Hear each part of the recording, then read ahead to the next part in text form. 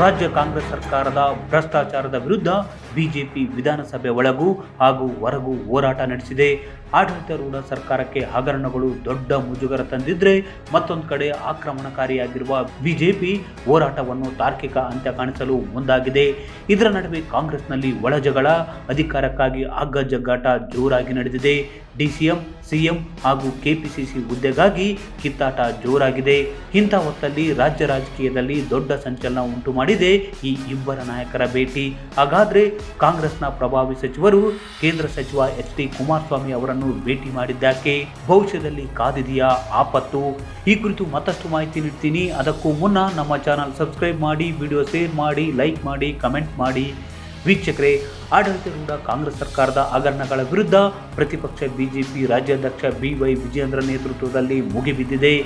ಇಷ್ಟು ದಿನ ಹೋರಾಟವನ್ನು ವಿಧಾನಸೌಧ ಹೊರಗೆ ನಡೆಸುತ್ತಿದ್ದ ಬಿಜೆಪಿ ಈಗ ವಿಧಾನಮಂಡಲ ಅಧಿವೇಶನಕ್ಕೂ ಕೊಂಡೊಯ್ದಿದೆ. ಇದರ ನಡುವೆ ರಾಜ್ಯ ರಾಜಕೀಯದಲ್ಲಿ ಸಂಚಲನ ಮೂಡಿಸುವ ಸುದ್ದಿಯೊಂದು ಹೊರಬಿದ್ದಿದೆ. ಡಿಸಿಎಂ ಡಿ.ಕೆ. ಶಿವಕುಮಾರ್ ಹಾಗೂ ಸಚಿವ ಸತೀಶ್ ಜಾರಕಿಹೊಳಿ ನಡುವೆ ಬಿಗ್ ಫೈಟ್ ನಡೀತಿದೆ. ಈ ಇಬ್ಬರು ನಾಯಕರು ಪಟ್ಟು ಸಡಿಲಿಸಲು ಸಿದ್ಧರಿಲ್ಲ. ಆದರೆ ಡಿಸಿಎಂ ಅವರನ್ನು ಮಣಿಸಲೇಬೇಕು ಅಂತ ಜಿದ್ದಿಗೆ ಬಿದ್ದಿರುವ ಬೆಳಗಾವಿ ಸಾಹುಕಾರ ಸತೀಶ್ ಜಾರಕಿಹೊಳಿ ಕೇಂದ್ರ ಸಚಿವ ಎಚ್.ಡಿ. ಕುಮಾರಸ್ವಾಮಿ ಅವರನ್ನು ರಹಸ್ಯವಾಗಿ ಭೇಟಿ ಮಾಡಿ ಚರ್ಚೆ ನಡೆಸಿದ್ದಾರೆ ಎನ್ನಲಾಗಿದೆ. ಒಂದು ವೇಳೆ ಡಿಸಿಎಂ ಡಿ.ಕೆ. ಶಿವಕುಮಾರ್ ನಾಯಕತ್ವ ಬದಲಿಸುವುದಕ್ಕೆ ಪಟ್ಟು ಹಿಡಿದ್ರೆ ಕಾಂಗ್ರೆಸ್ನಲ್ಲಿ ಅಲ್ಲೋಲ ಕಲ್ಲೋಲ ಆಗುವುದು ಗ್ಯಾರಂಟಿ. ಇಂಥ ವೇಳೆ ತಮ್ಮ ಹಿಂಬಾಲಕ ಶಾಸಕರ ಪಡೆ ಕಟ್ಟಿಕೊಂಡು ಹೊರಬಂದು ಸಿಎಂ ಆಗುವ ಕನಸು ಕಾಣುತ್ತಿದ್ದಾರೆ ಎನ್ನಲಾಗಿದೆ.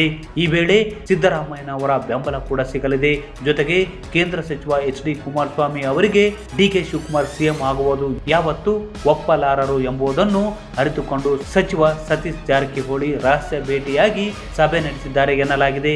ಈಗಾಗಲೇ ಡಿಸಿಎಂ ವಿರುದ್ಧ ಜಾರಕಿಹೊಳಿ ಒಂದು ಯುದ್ಧ ಸಾರಿದ್ದಾರೆ. ಹಾಗೆ ದೇವೇಗೌಡರ ಕುಟುಂಬದ ವಿಷಯದಲ್ಲಿ ಡಿಸಿಎಂ ಕಠೋರವಾಗಿ ನಡೆದುಕೊಂಡಿದ್ದಾರೆ ಎಂಬ ಮಾತುಗಳಿವೆ. ಹೀಗಾಗಿ ಕಾಂಗ್ರೆಸ್ನಲ್ಲಿನ ಡಿಕೆಶಿ ವಿರೋಧಿ ನಾಯಕನ ಸ್ನೇಹವು ಕೇಂದ್ರ ಸಚಿವ ಕುಮಾರಸ್ವಾಮಿ ಅವರಿಗೆ ಬೇಕಾಗಿದೆ. ಸಮಯ ನೋಡಿಕೊಂಡು ದಾಳ ಉರುಳಿಸುವುದಕ್ಕೆ ಪ್ಲಾನ್ ಮಾಡಿದ್ದಾರೆ ಎನ್ನಲಾಗಿದೆ. ಮತ್ತೊಂದು ಕಡೆ ರಾಜ್ಯಾಧ್ಯಕ್ಷ ಬಿ.ವೈ. ವಿಜಯೇಂದ್ರ ನೇತೃತ್ವದಲ್ಲಿ ಬಿಜೆಪಿ ಕಾಂಗ್ರೆಸ್ ಸರ್ಕಾರದ ವಿರುದ್ಧ ಹೋರಾಟ ಚುರುಕುಗೊಳಿಸಿದೆ. ಮೂಡ ಹಗರಣ ಸಿಬಿಐ ತನಿಖೆಗೆ ವಹಿಸುವಂತೆ ರಾಜ್ಯಾಧ್ಯಕ್ಷರು ಆಗ್ರಹಿಸಿದ್ದು, ಸಿಎಂ ಸಿದ್ದರಾಮಯ್ಯ ರಾಜೀನಾಮೆಗೆ ಬಿಗಿಪಟ್ಟು ಹಿಡಿದಿದೆ ಬಿಜೆಪಿ. ಒಟ್ಟಾರೆ ಕಾಂಗ್ರೆಸ್ನಲ್ಲಿ ಒಳಬೇಗುದಿ ಸ್ಫೋಟಗೊಳ್ಳುವ ಎಲ್ಲ ಲಕ್ಷಣಗಳು ಕಾಣಿಸತೊಡಗಿವೆ.